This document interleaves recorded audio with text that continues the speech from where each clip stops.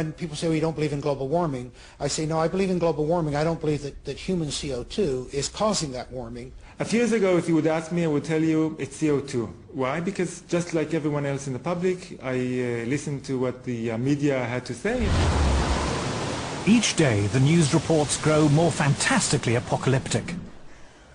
Politicians no longer dare to express any doubt about climate change. There is such intolerance of any dissenting voice. Are some of the worst climate criminals on the planet. This is the most politically incorrect thing possible, is to doubt this climate change orthodoxy. Global warming has gone beyond politics. It is a new kind of morality. Now, the Prime Minister is back from his holidays, unrepentant and unembarrassed about yet another long-haul destination. Yet, as the frenzy over man-made global warming grows shriller, many senior climate scientists say the actual scientific basis for the theory is crumbling. There were periods, for example, in Earth's history when we had 3 times as much CO2 as we have today, or periods when we had 10 times as much CO2 as we have today. And if CO2 has a large effect on climate, then you should see it in the temperature reconstruction. If we look at climate through the geological time frame, we would never suspect CO2 as a major climate driver. None of the major climate changes in the last 1,000 years can be explained by CO2. We can't say that CO2 will drive climate. It certainly never did in the past. I've often heard it said that there is a consensus of thousands of scientists on the global warming issue and that humans are causing a catastrophic change to the climate system. Well, I am one scientist, and there are many that simply think that is not true.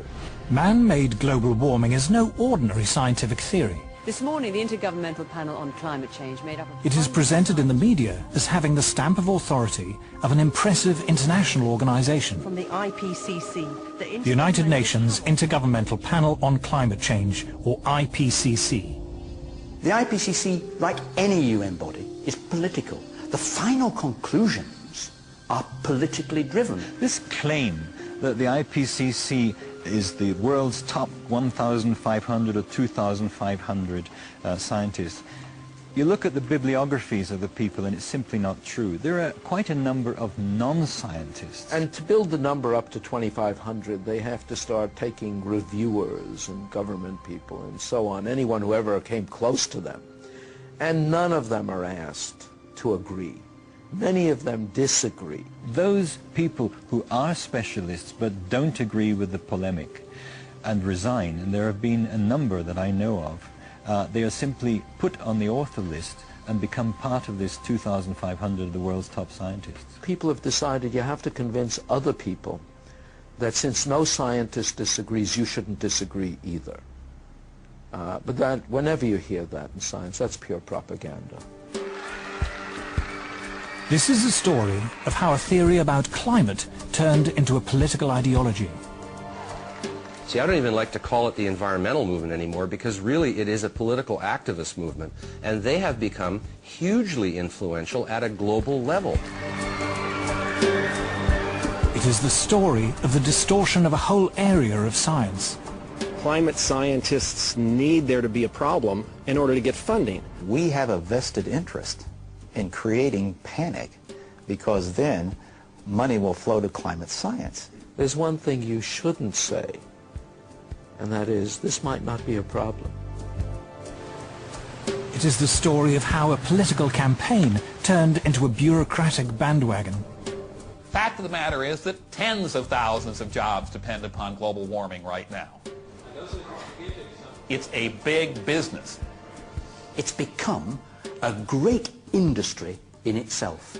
And if the whole global warming farrago collapsed, there'd be an awful lot of people out of jobs and looking for work. This is a story of censorship and intimidation. I have seen and heard their spitting fury at anybody who might disagree with them, which is not the scientific way. It is a story about Westerners invoking the threat of climatic disaster to hinder vital industrial progress in the developing world. One clear thing that emerges from the whole environmental debate is the point that there's somebody keen to kill the African dream, and the African dream is to develop. The environmental movement has evolved into the strongest force there is for preventing development in the developing countries.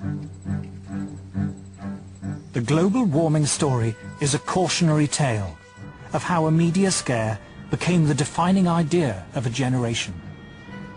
The whole global warming business has become like a religion. And people who disagree are called heretics. I'm a heretic. The makers of this program are all heretics.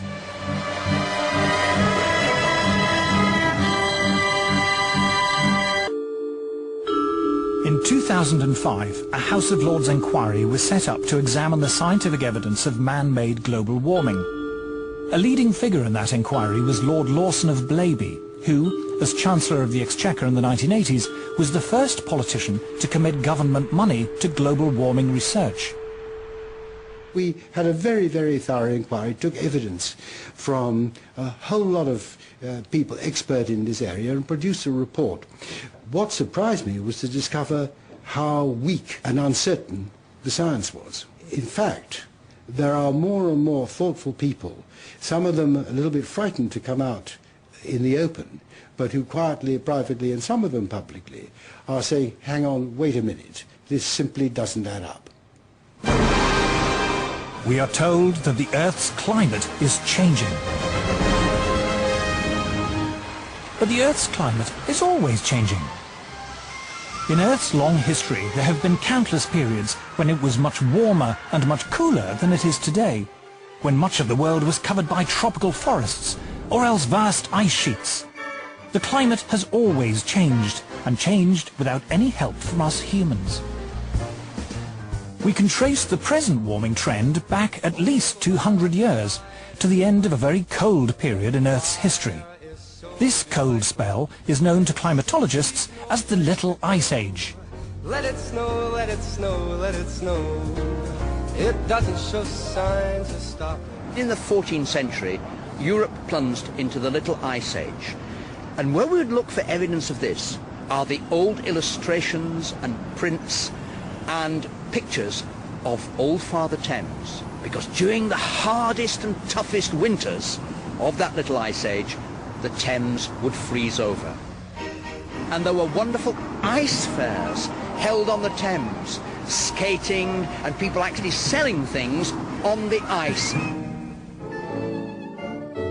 If we look back further in time, before the Little Ice Age, we find a balmy golden era, when temperatures were higher than they are today, a time known to climatologists as the medieval warm period.